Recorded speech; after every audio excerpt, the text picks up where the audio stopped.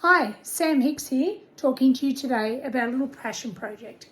Well, it's been a lot of people's passion project in our little region. So, welcome to Fawcett Hall.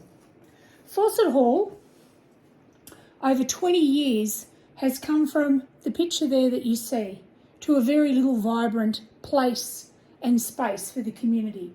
I come to you today on Tunnerong country. So we're 14 kilometres from Alexandra, Murrumbidgee Shire in northeast Victoria. You can see our little logo here. The story behind the little logo is that one of the librarians used to stamp all the books like they did in those days. But she actually made a mistake on this one. And see that she's changed the number from 69, whatever it was, 9 or 7 to a 6. And we just love that. So we actually use that as our logo. It's on our front step paving area, it's on our servery doors, and it's on everything that we do. We normally have to have Fawcett Hall listed with it because then it gives some context. So now let's get into it. So, overview. When I first came on board, there was not much happening around the hall.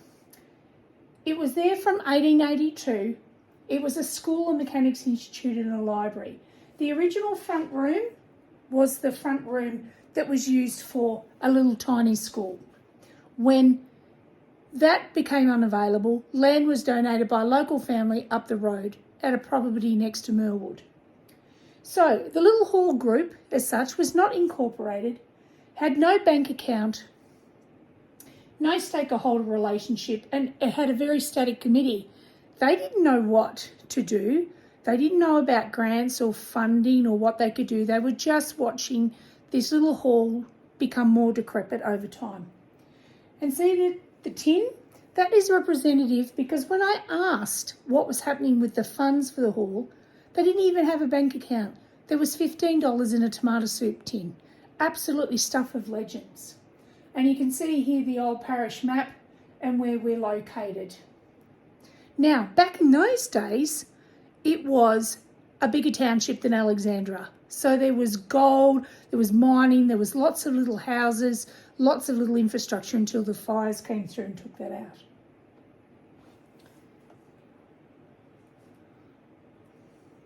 So from 2002, I'd like to say it's all been me, but it hasn't. Had fantastic community members roll up their sleeves and get involved. In this picture here, you can see Lloyd Price, our long-standing secretary, Ian Newman, and myself. Look, check out the long hair. Whoa, so 80s. But anyway, we're in 2000.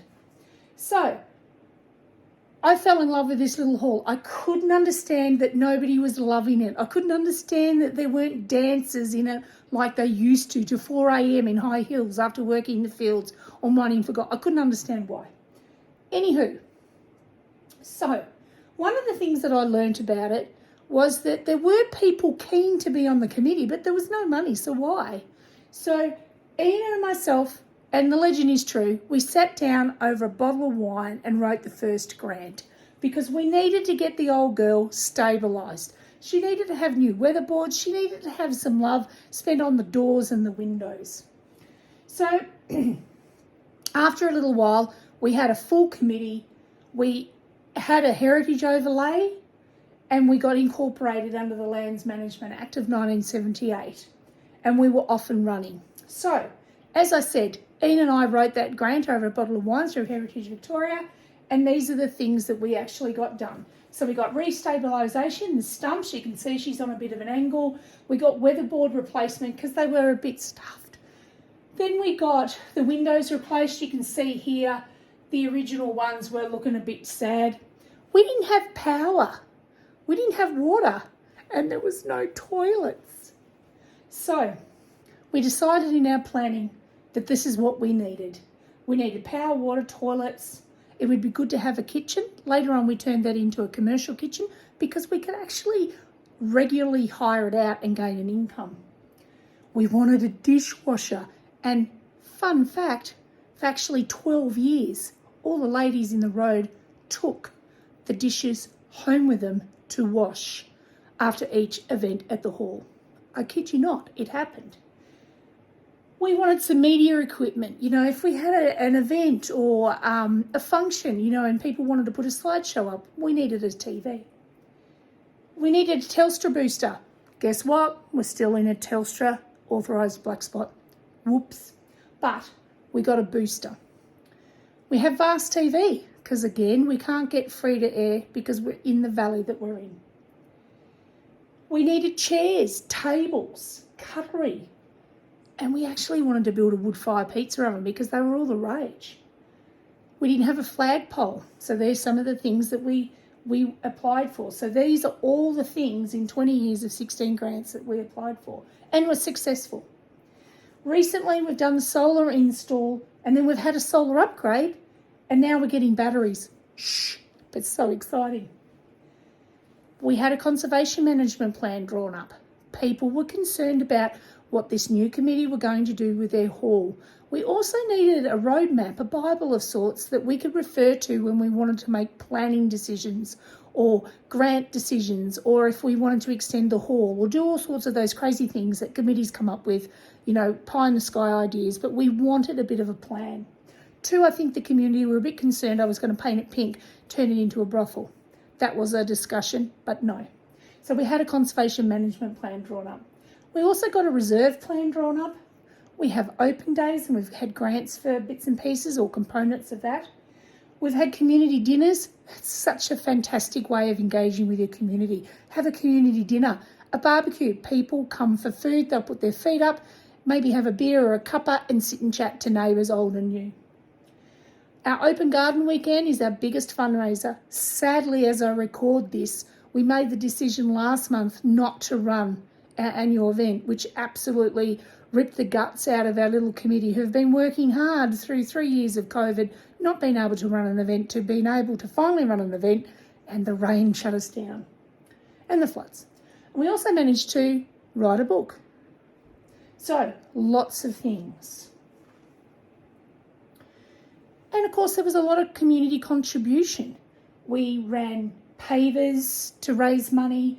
We had people come in and support the wood fire pizza oven construction and the pump house. You know, we had a couple of working bees to get these things done. And of course, many hours to run and fundraise events. Okay, so plans, fundraising, grants, a book, and then an opening. So it is all about planning. We planned for all sorts of things. We actually had a conservation management plan drawn up, as I mentioned before. It was the best thing we ever did. Because of the heritage concerns and planning overlays, a flood plan, all of those things had to be drawn together in one document.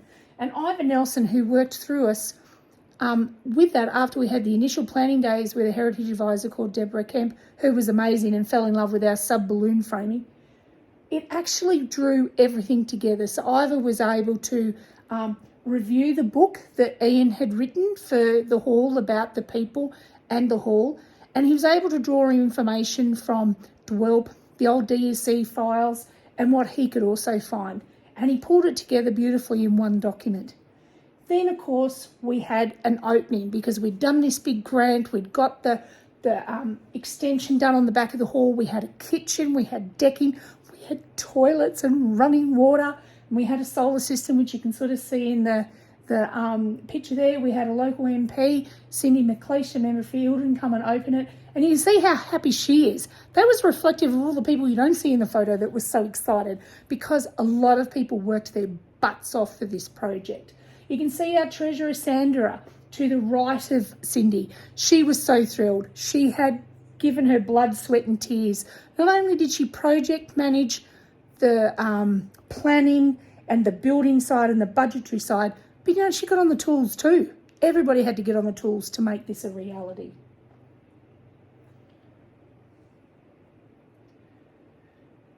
Over the years, with all these grants that we've applied to, we've actually, I suppose, come to a bit of a realisation that every time we do get funding for something, the people that have funded us become our friends. They become stakeholders. They become interested in how the little hall is progressing and how we're going as a community. So some of our long-term funding partners has been Murrumbidgee Shire Council. they always have a community grant open. So they're local government, but they always have a local community grant of some description. And there's been years where we haven't applied, and then there's years where we've had to apply. Coming out of COVID, Sandra realised that the electronic component of our inline filter had gone kaput. And when we got the bill in, we nearly fell over because we didn't have a lot of money in the account. We hadn't traded for 3 years. So she applied through the council for a very quick response grant. And thankfully the council came to the party and said, yep, not a problem. And in such a short amount of time, we're able to get the inline filter electronics redone, or a new one sent out and installed. And we had running water in the hall again. So that was fantastic. Murrindindi Foundation Murrindindi is a group that is based in Marysville, but their foundation goes right around the Shire, and it was leftover funding from the 2009 bushfires. And what these guys have done with their funds, when I was talking to Robin Hill, the CEO, the other day, she said that they had put nearly $800,000 back into the community. That is massive, absolutely massive. Anyway, we have applied twice and been successful to get a small amount of money to be able to run community dinners. And it's a fantastic way of engaging with your community, getting people in to see what's happening at the hall. They're always curious what's going on. And it brings everybody together, old neighbours and new. And we have a bit of fun on the night. The girls usually get some catering done, meaning that, we go to the butchers and we go to the supermarket and get bits and pieces and put together salad and cook onions. We've got a regular lady that comes up from Melbourne who loves cooking our onions, a bit of a story there. And the kids get to play with, New Year's Eve stuff if we do the event, the community dinner at New Year's Eve time.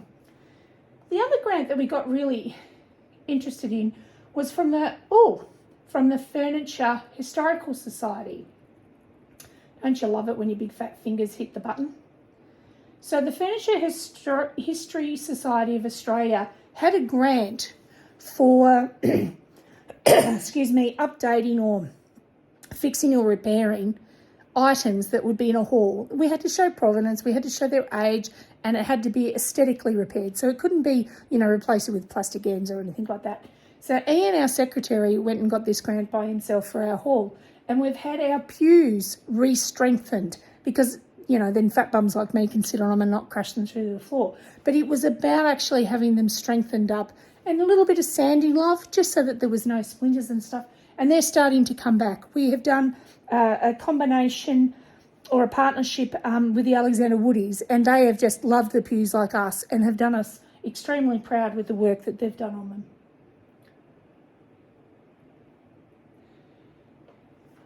We are on Crown land, so we have to have a really good relationship with DWELP. They are our land managers. And to say DWELP have been in our back pocket, well, certainly in the 20 years that I've been president, they have been brilliant. There was a lady at DWELP called Diane Williams who just went above and beyond us all the time. Every time I emailed or rang, I said, Diane, how do I find this out? How do I do this? What do I do? She would always be so responsive. And now we've got a new team at DWELP over at Seymour who help us. And they have done some amazing things. They alerted us to the fact that there was a solar on public buildings grant that we could be applying for. And this would mean that our old solar system that was put in with the original $63,000 back in 2011 or 2010 could actually be taken down, a new set put up and a new inverter put in. And that would make us be able to secure much more PV during the day and offset the bills, because everybody's electricity bills are rising and solar is the way to go. So we actually applied for the grant and we got our solar panels in, and of course our lovely treasurer said, Sam, we're going to sell the old system, and we did. And the man that bought it gave us an extra little bit of money as a thank you because we delivered it. So that was pretty cool. And here we are with the team from DWELP. They visited twice. Once to have a look at our hall about the project, and they were visiting all the halls right across Victoria. Some of these people would come as far as Ballarat to come and see our hall. We were quite chuffed. And we even had some very senior people in DWELP attend on the day too. So, and they did a whole media campaign around this. So there was a video of me talking about, the wine with some lovely COVID hair. Make sure you look it up. It's on our Facebook or our website. And then just recently, well, it wasn't recently, but I nominated Cinnamon and Sandra and Christine. Christine is from Marysville. But I nominated these ladies for an award, a bit of, I suppose, a highlighted volunteer award through Dwell, because these two ladies raised $4,500 for the bushfire appeals in 2019 when we just had the northeast on fire, and and Sydney into New South Wales. And Cinnamon, one of our local girls, not only did she go up and fight the fires as a CFA, because we've got an active CFA group here, she came back and, barely with her boots cold from the fire front, said to me and the committee, hey guys, I think we need to have a benefit. And we did. We raised $4,500 on the night, and it was the first time that Sandra and I, with Christine's help, ran a bar. It was absolutely hysterical. Sandra and I had no idea what we had. We had our RSIs. We were pumped. And Christine, who'd had many years of experience as a chef and running pubs and restaurants and cafes and stuff, came up from Marysville, and she wanted to give back because people had been so generous with her and her husband Ashraf during the 2009 bushfires. Christine came up and just sorted the bar, and trust me, we needed sorting. But it was a great night. We raised so much money, and it was nice to see these ladies actually acknowledged. So these are the variety of stakeholders that we've had over the years. So Heritage Victoria, Public Records Office of Victoria, State Government, CFA, Murrumbidgee Shire Council, Bendigo Bank, Furniture Historical Society, Murrumbidgee Foundation, Service Clubs, Lions and Rotary, and Dwelp. And we've found out over the years that grants are like partnerships. You've got to be able to shake hands and have a great fit. You've got to also understand each other's shared values, and you've got to have a common goal. And they ultimately become stakeholders in your, I suppose, environment. They are worried, they are concerned, they always, ask how the hall's going, and vice versa. So there's a real friendship that is growing through that. But the best piece of advice I got from a local lady, Sandy Keith from Grantable, you'll need to look her up on LinkedIn, is have a grant-seeking plan. And it is the best piece of advice for a small community hall. So it's about coming up with the items on your wish list, forming a bit of a story around it, working out how you're going to pull people in and partners, and, pulling your budgets and who's going to do what, and are you going to have a volunteer team and all those things.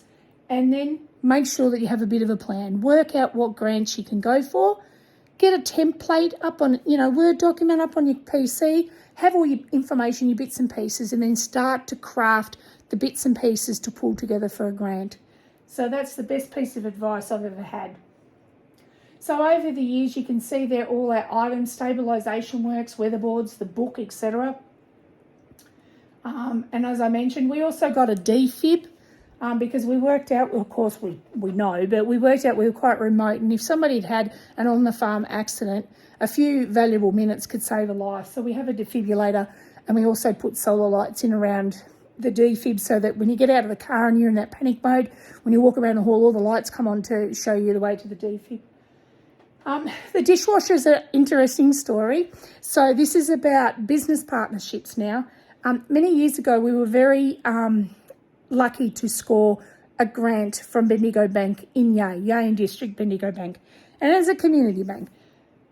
And we got this beautiful dishwasher, and it's the most amazing thing. And over COVID, we locked everything up, we turned off the power, we did all of those things to conserve money. And we thought rodents might be a problem, and we laid traps and bait and everything. Well, bugger me dead if the little buggers didn't walk past all of that, and they ate the insides out of our dishwasher. And trying to get a grant for a dishwasher is hard. They're not sexy. What can you do? So we didn't do anything. We were going to fundraise. We tried all sorts of avenues, but a commercial dishwasher is worth quite a lot of money. It's a lot of sausage sizzles. And then we had a local who has a business in Melbourne called Awesome Conveyancing, and Crystal put her hand up and said, I'd like to donate you a dishwasher. And Sandra and I were absolutely gobsmacked, which doesn't take much, but, this one did. Like, normally I can talk underwater with a mouthful of marbles, but it took our breath away, and she donated us a dishwasher, and it's just been installed in the last 6 weeks, and it's beautiful. And it will help us when we're, I suppose, promoting the hall for events that we've got a commercial dishwasher. It just makes life a little bit easier. So that is Fawcett Hall. So this presentation is dedicated to the community members and families of Corriella and Fawcett who have supported us, and committee members past, present and future. Because we've been around here since 1882 with committee members, so there'll be future committee members as well.